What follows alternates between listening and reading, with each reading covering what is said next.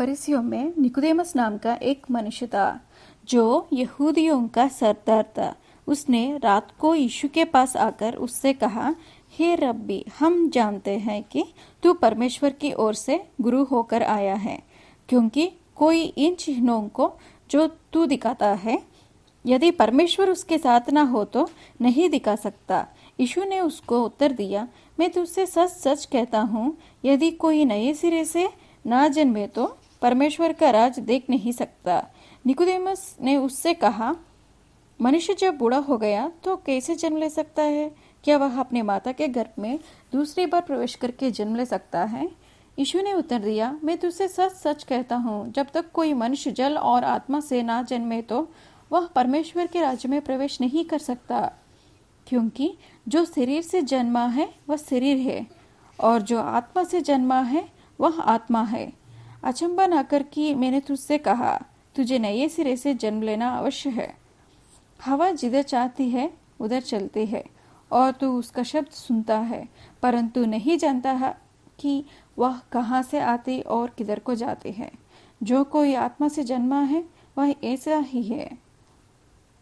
Nicodemus ने उसको उत्तर दिया, ये बातें कैसे हो सकती है? यह सुनकर यीशु ने उससे कहा, तू इस्राएलियों को गुरु होकर भी क्या इन बातों को नहीं समझता? मैं तुझसे सच सच कहता हूँ कि हम जो जानते हैं वह कहते हैं, और जिसे हमने देखा है उसकी गवाही देते हैं, और तुम हमारी गवाही ग्रहण नहीं करते। जब मैंने तुमसे पृथ्वी की बातें कही और तुम विश्वास नहीं करते, तो यदि मैं तुमसे स्वर्ग की बातें कहूँ तो फिर कैसे विश्वास करोगे? कोई स्वर्ग पर नहीं चढ़ा, केवल वही जो स्वर्ग से उतरा, अर्थात मनुष्य का पुत्र जो स्वर्ग में है।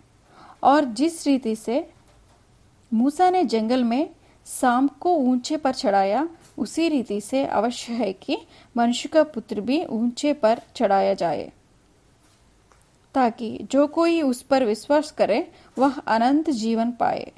क्योंकि परमेश्वर ने जगत से ऐसा प्रेम रखा कि उसने अपना एकलौता पुत्र दे दिया, ताकि जो कोई उस पर विश्वास करे वह नष्ट ना हो, परंतु अनंत जीवन पाए।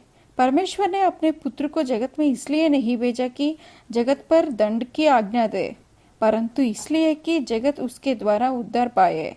जो उस पर विश्वास करता है उस पर दंड की आज्ञा नहीं होती, परंतु जो उस पर विश्वास नहीं करता वह दोषी ठहरा चुका, इसलिए कि उसने परमेश्वर के एकलौता पुत्र के नाम पर विश्वास नहीं किया। और दंड की आज्ञा का कारण यह है कि ज्योति जगत में आई है, और मनुष्यों ने अंधकार को ज्योति से अधिक प्रिय जाना, क्योंकि उनके काम बुरे थे। क्योंकि जो कोई बुराई करता है वह ज्योति से बैर रखता है और ज्योति के निकट नहीं आता, ऐसा ना हो कि उसके कामों पर दोष लगाया जाए। परंतु जो सत्य पर चलता है वह ज्योति के निकट आता है, ताकि उसके काम प्रकट हो कि वह परमेश्वर की ओर से किए गए हैं। इसके बाद यीशु और उसके चेले यहूदिया देश में आए, और वहाँ उनके साथ रहकर बपतिस्मा देने लगा। यूहन्ना भी शलम के निकट एनोन में बपतिस्मा देता था, क्योंकि वहाँ बहुत जल था और लोग आकर बपतिस्मा लेते थे। यूहन्ना उस समय तक जेल खाने में नहीं डाला गया था।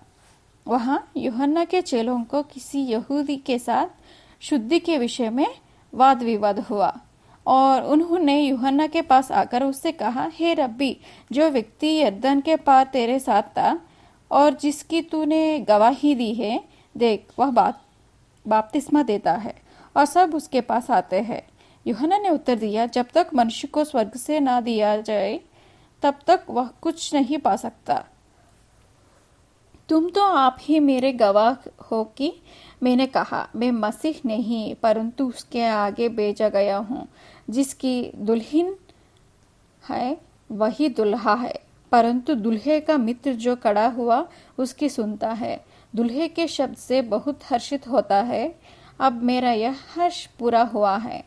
अवश्य है कि वह बढ़े और मैं घटूं।